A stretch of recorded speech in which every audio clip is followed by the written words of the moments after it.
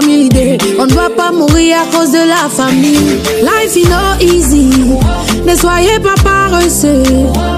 Il faut que tu te bats. Ton boulot va payer. Hello ma belle, j'espère que tu vas bien. Moi je vais super bien car j'ai le plaisir de te retrouver aujourd'hui dans une toute nouvelle vidéo. C'est la partie 2 où on parlera de business. Elle fera écho à celle-ci que je te mets juste au-dessus. Ça vaut le détour de la regarder la première pour que tu aies le sens de cette seconde vidéo. Mais dans tous les cas, si tu es comme moi où tu as rencontré des difficultés à dissocier l'aide financière qu'on a portée à la famille et la gestion interne de ton business, mais cette vidéo elle est pour toi. Assieds-toi, prends note. Dans tous les cas, moi je te partage mon vécu, mon expérience en ce moment et ce qui a été il y a 10 ans quand j'ai créé ma première structure. Je vais te partager mon expérience sous forme de 3 conseils et ces conseils-là, je les ai appliqués et ça m'a aidé à retrouver du souffle dans mon entreprise et aussi à continuer à aider ma famille sans pour autant avoir la sensation de me ruiner et aussi me défaire de la notion de culpabilité. Et sans plus tarder, let's go! Le premier conseil que je te partage, c'est de dialoguer. Il est important que tu ouvres le dialogue avec tes proches, ta famille, tes amis, en disant voilà, cher ami, chère famille, je vais créer aujourd'hui un business qui va me générer des charges. J'ouvre une parenthèse parce que ça arrive très fréquemment à des personnes d'origine africaine comme moi. Quand on quitte le pays pour s'expatrier ailleurs, qu'on a trouvé un job, la famille a tendance à penser que ça y est, nous sommes arrivés, qu'on a atteint l'Eldorado et qu'on est censé apporter de l'aide toute notre vie. C'est un premier point. Le second point qui est aussi fort gênant, c'est quand tu crées ton entreprise, qu'il soit en France ou en Afrique, la famille ou les amis ont l'impression que tu roules sur l'or. Comme tu roules sur l'or, tu devrais répondre favorablement aux moindres besoins qui t'auraient exposé. Donc moi je dis non. Admettons, je te prends un exemple. Dans ton business, tu vas vendre 100 € de mèche. Dans les 100 €, tu vas devoir enlever pas mal de charges. Les charges variables, les charges fixes, tes impôts, tes taxes, le coût de production si tu le produis, le coût d'achat. Tout ça, tu dois enlever. Et si dans les 100 €, tu gagnes 20 €, pose-toi la question, est-ce que dans les 20 €, je peux aisément aider la famille? Si tu peux le faire, vas-y, fais-le. Si après tes calculs, tu constates que tu n'as pas les moyens de pouvoir aider un proche ou une amie, ben dis-le.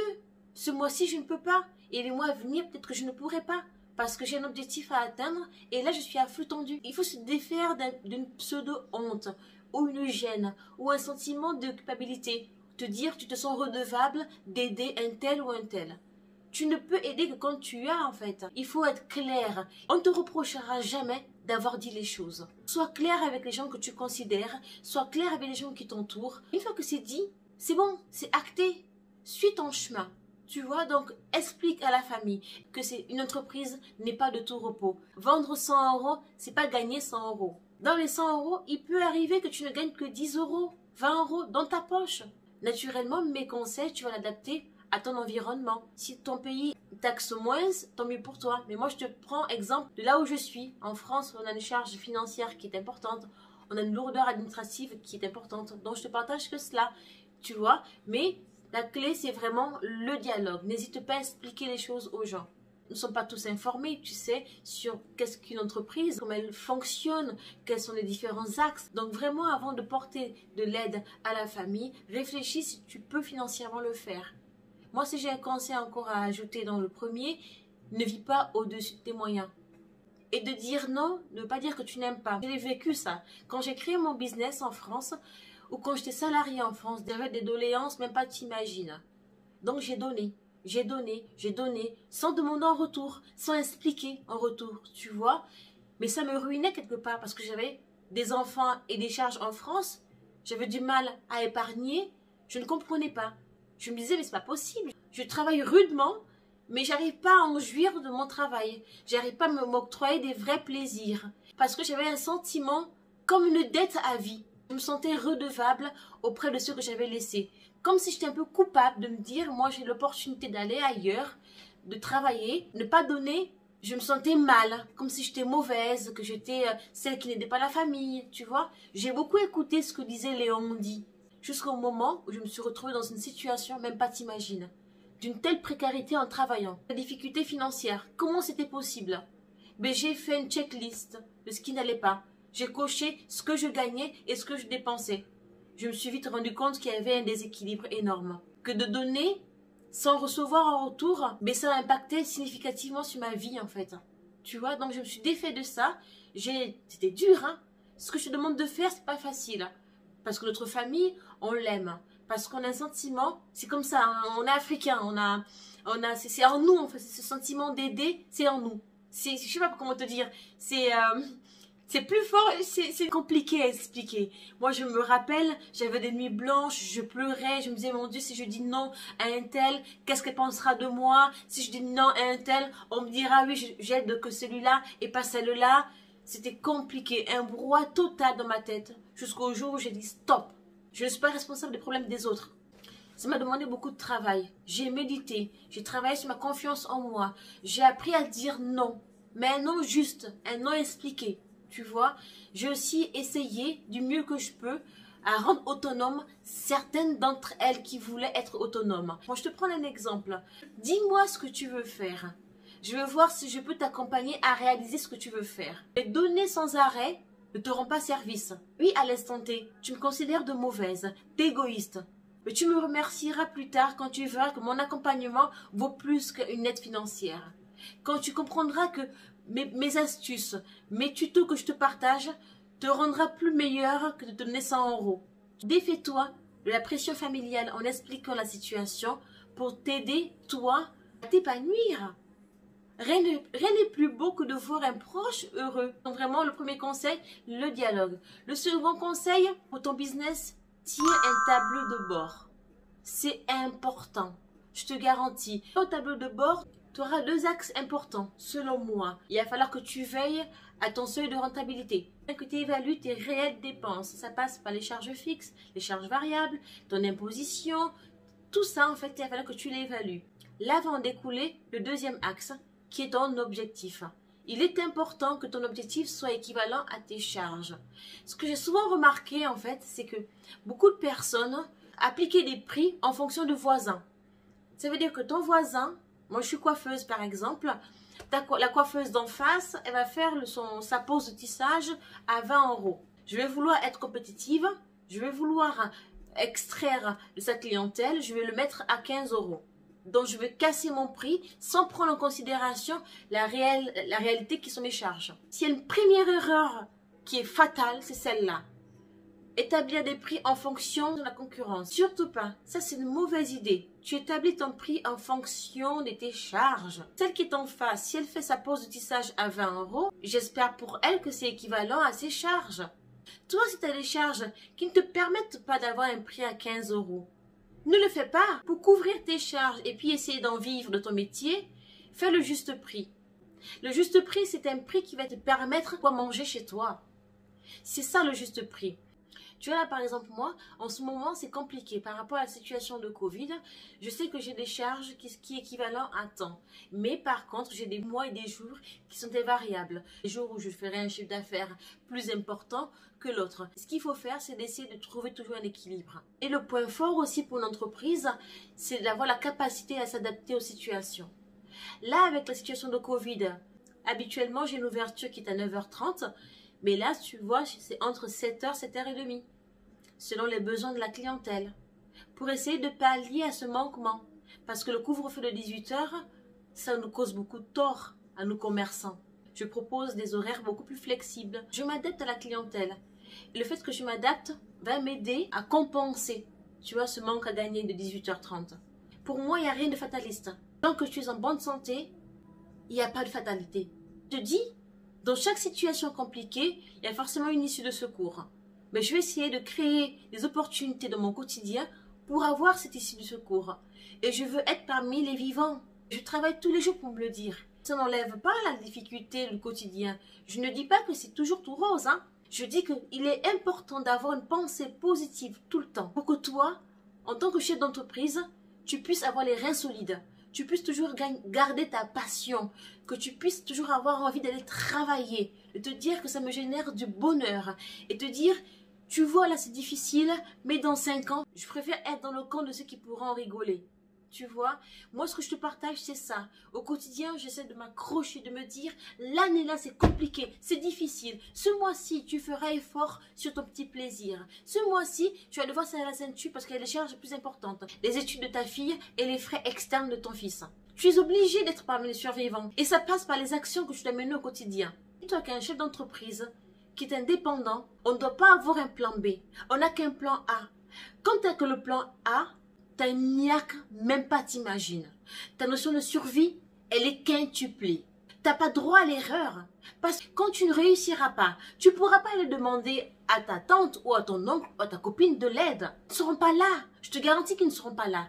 Même s'ils sont là, ils seront très peu nombreux. Donc tu n'as pas le choix que de réussir.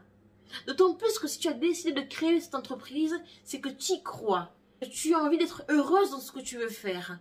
Donc ne laisse personne dicter ce que tu dois faire et encore moins les perturbateurs externes, comme le Covid, comme le climat, comme tout ce qui peut interagir sur ton être. Mais organise ton travail, sois rigoureuse et une checklist. Chaque matin, qu'est-ce que je dois faire?